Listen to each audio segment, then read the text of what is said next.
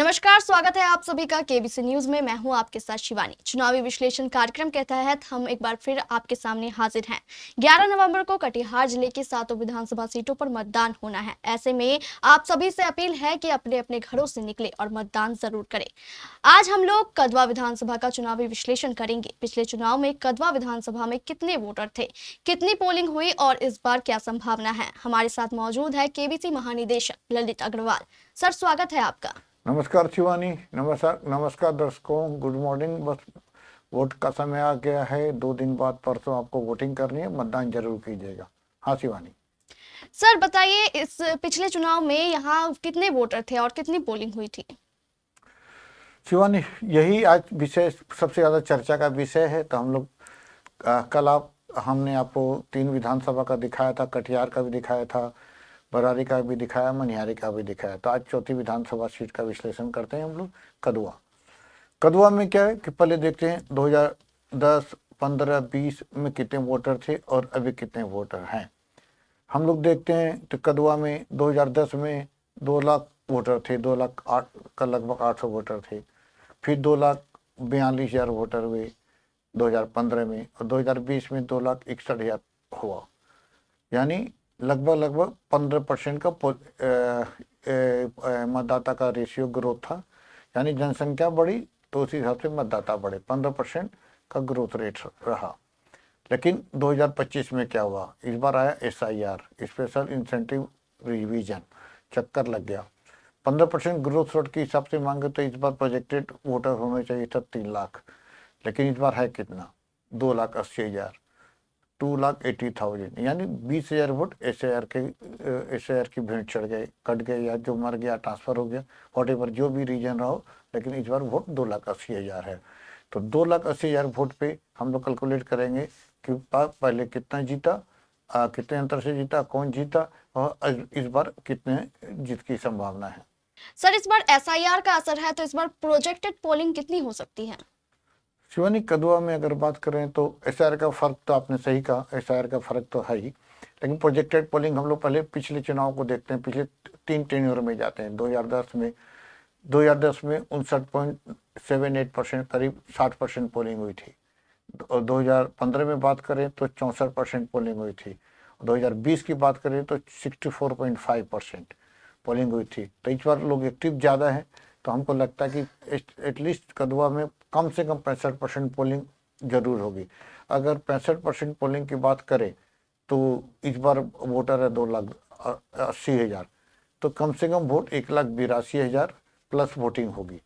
तो अगर पिछली बार अधिकतम पोल वोट हुआ था 1,70,000 2020 में, जो 64% पोलिंग थी, लेकिन वोट की संख्या लगभग 20,000 बढ़ी।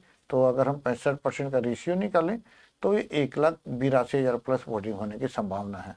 शिवानी, सर ये बताइए कि पहले वाले प्रत्याशियों के लिए जो जीत का रेशियो था वो क्या था, और इस बार जीत के लिए किसी भी प्रत्याशी को लगभग कितने वोट की आवश्यकता पड़ेगी। शिवानी, बहुत इंपॉर्टेंट टॉपिक है, लेकिन थोड़ा ध्यान से समझिएगा। हम 2 टेन्योर पीछे जाते हैं, 2015 में जाते हैं। कदवा में 18 प्रत्याशियों ने चुनाव लड़ा था 2015 में, विनिंग थे। अभी जो कांग्रेस के प्रत्याशी डॉक्टर शकील अहमद खान, वही विनिंग थे। वो 15 में भी थे, 20 में भी थे, अभी भी हैं। अभी क्या होगा ये पता नहीं, लेकिन अभी भी चुनाव लड़ रहे हैं। 15 में क्या था, 15 में उनको 71,000 वोट मिले, 71,000 प्लस वोट मिला था। टोटल वोट हुआ था उस बार वोट में 71,000 इनको मिला। इनके जो नियरेस्ट राइवल थे चंद्रभूषण ठाकुर, उनको 38,000 प्लस वोट मिला। यानी 32,500 वोट से बड़े अंतर से डॉक्टर शकील अहमद खान ने ये जीत हासिल की थी। अब आते हैं कि इन दोनों जो टॉप 2 कैंडिडेट को वोट पब्लिक ने कितना दिया। 1,58,000 टोटल वोट गिरा था, तो 1,09,000 इन दोनों के बीच में पड़ गया।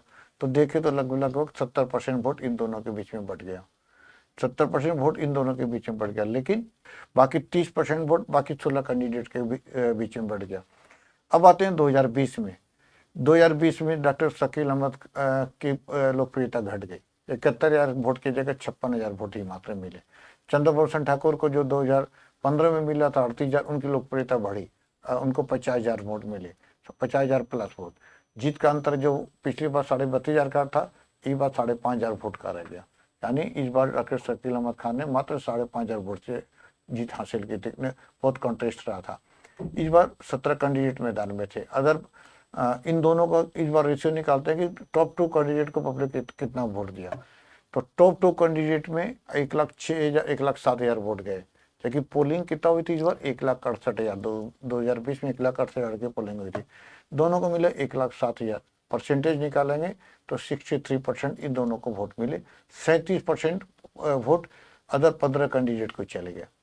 तो ये अब इस बार एनालिसिस थोड़ा कठिन है, फिर भी हम लोग करते हैं। इस बार 2,80,000 वोट है। SIR का असर है 3 लाख होना चाहिए था, 280 ही है।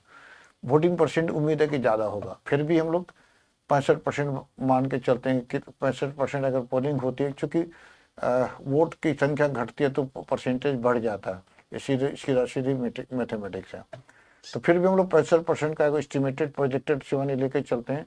तो इस बार लगभग 1,82,000 वोट पोलिंग होगी। इससे अधिक ही हो सकते हैं, तो 1,82,000 पोलिंग हो गए। कैंडिडेट इस बार भी काफ़ी अधिक है, 17-18 कैंडिडेट हैं और कई छोटे छोटे कैंडिडेट अच्छा खासा वोट काट भी रहे हैं। फिर भी सीधी गणित करें तो इस बार अगर पिछली बार की तुलना में कोई भी जीते 70 से 75,000 वोट अगर जो कैंडिडेट को ले आएगा तो मान लीजिए कि वो कैंडिडेट आसानी से कदवा का चुनाव जीत जाएगा। तो कदवा के किसी भी प्रत्याशी को जीत के लिए 70 से 75,000 वोट की आवश्यकता पड़ेगी। यह है इस कदवा सीट का विश्लेषण शिवानी। जी सर, धन्यवाद हमारे दर्शकों को ये जानकारी देने के लिए। तो ये था कदवा विधानसभा सीट का चुनावी विश्लेषण। आगे हम लोग आपको दिखाएंगे अगले विधानसभा क्षेत्र का चुनावी विश्लेषण। हमें दीजिए इजाजत। नमस्कार। नमस्कार।